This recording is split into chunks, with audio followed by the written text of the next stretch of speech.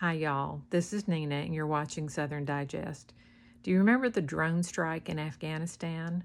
The one the Biden administration approved, and the Pentagon said was targeting an Islamic State facilitator who was a threat to our soldiers.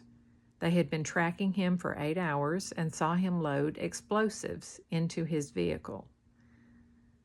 They admitted they didn't really know who he was, but they sent a drone with a Hellfire missile to take him out. The blast killed 10 people.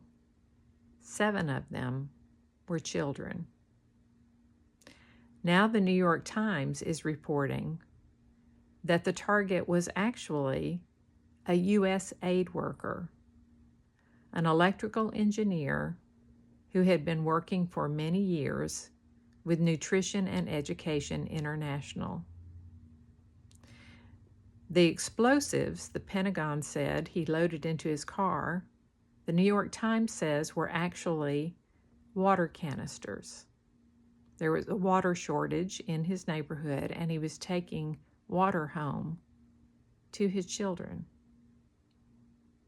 They all had gathered around him in the garage when he pulled into the courtyard when the missile struck.